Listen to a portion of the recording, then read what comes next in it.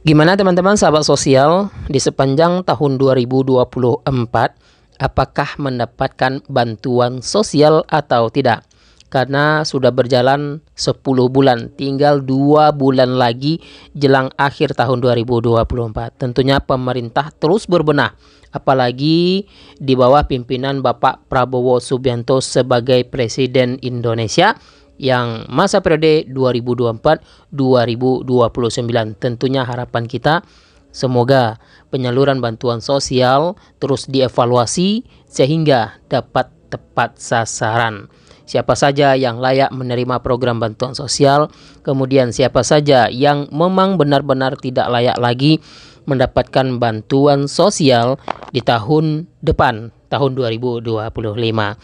Kita menyampaikan informasi mulai tahun 2025, golongan penerima bantuan sosial yang mana di tahun depan akan dihapus sebagai penerima bantuan atau tidak lagi mendapatkan bantuan sosial.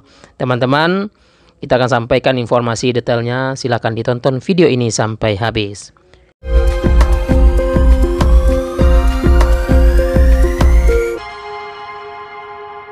Assalamualaikum warahmatullahi wabarakatuh. Selamat datang di channel Dunsana Emril. Terima kasih teman-teman semuanya yang selalu standby di channel ini. Di video kali ini kita akan coba menyampaikan informasi perkembangan program bantuan sosial dari pemerintah. Bantuan yang sudah ditetapkan tentunya, program bantuan apa saja yang disalurkan, kemudian program bantuan apa saja yang tidak dicairkan lagi. Apalagi mulai tahun 2025 tentunya ada program-program terbaru di bawah Kementerian Sosial. Yang terpenting ini karena proses jaminan perlindungan sosial untuk menyalurkan bantuan sosial itu mayoritas di bawah Kementerian Sosial, belum lagi dari kementerian yang lain. Nah teman-teman, kita sama-sama mengetahui di era Bapak Presiden Prabowo Subianto dan Bapak Gibran udah bertambah skop kementerian.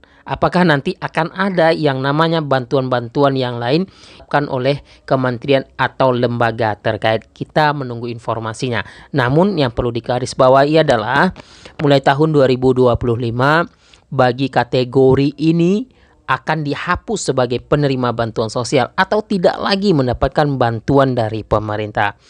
Teman-teman, sebelum saya lanjut ke poin pembahasan, silakan tekan dulu tombol subscribe-nya dan nyalakan lonceng notifikasinya. Terima kasih atas support dari teman-teman semuanya. Langsung saja, informasi ini telah kita rekap beberapa poin tentunya. Kategori yang tidak akan mendapatkan bantuan lagi di tahun 2025. Yang pertama yaitu bagi yang memiliki kartu keluarga atau ada status anggota keluarganya berpenghasilan di atas UMR ataupun UMK, maka tidak akan lagi mendapatkan bantuan dari pemerintah. Apa itu UMR ataupun UMK? Yaitu upah minimum regional ataupun upah minimum provinsi. Nah teman-teman, upah minimum kabupaten kota. Nah jadi bagi yang berpenghasilan di atas rata-rata UMR tersebut, maka tidak lagi mendapatkan bantuan dari pemerintah. Silahkan dicek ya, apakah ada status anggota keluarganya, minimal suaminya atau anaknya yang sudah bekerja, maka setiap ada verifikasi data ataupun evaluasi data secara langsung ke rumah penerima ataupun calon penerima, maka nanti akan dicoret bantuannya untuk tahun depan.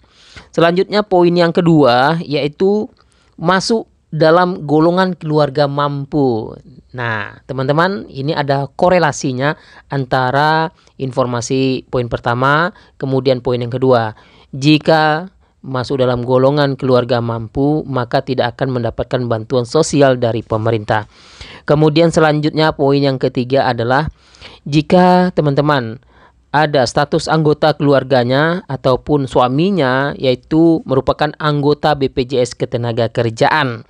Dan ini ada korelasinya juga dengan poin pertama, poin kedua. Anggota BPJS Ketenagakerjaan itu artinya gajinya di atas UMR, minimal UMR, maka tidak akan mendapatkan bantuan sosial di tahun depan. Selanjutnya poin yang keempat ini yang tidak kalah pentingnya, status anggota keluarganya ada yang sebagai ASN, ada yang sebagai TNI, PNS, ataupun Polri, ataupun karyawan BUMN, maupun karyawan BUMD, maka teman-teman dipastikan ini tidak akan mendapatkan bantuan sosial dari pemerintah. Tahun ini ada pembukaan CPNS ataupun P3K. Tentu dari sekian banyak jutaan yang melamar, pasti ada salah satu anggota keluarga penerima manfaat di tahun 2024 yang lolos sebagai pegawai negeri ataupun anggota TNI, Polri maupun karyawan BUMN. Maka dipastikan ya, bantuannya tidak akan diterima di tahun 2025. Bantuan tentunya sudah kita jelaskan siapa saja kategori penerimanya, minimal keluarga kurang mampu, keluarga miskin ekstrim, berpenghasilan di bawah rata-rata. Ada yang penghasilannya cuma 15.000 per hari. Jika penghasilannya di atas 100.000, maka itu tidak akan bisa mendapatkan bantuan sosial dari pemerintah. Selanjutnya teman-teman, ini dikhususkan bagi teman-teman yang merupakan anggota ataupun peserta PKH. Jika di tahun 2025 minimal akhir tahun 2024 ini diadakan verifikasi ataupun evaluasi data, tidak lagi memiliki komponen PKH. Jadi bantuan PKH ini merupakan bantuan bersyarat.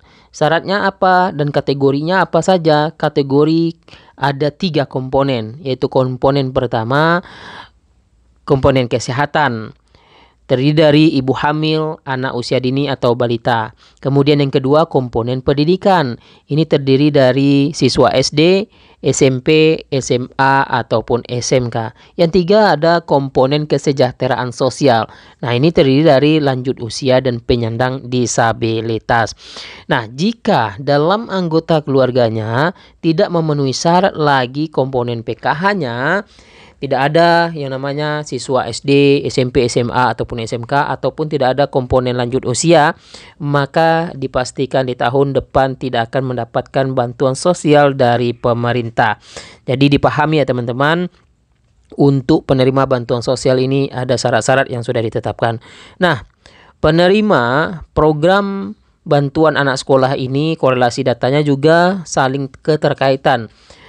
Bagi penerima PKH yang memiliki komponen pendidikan, maka bisa mendapatkan bantuan PIP anak sekolah.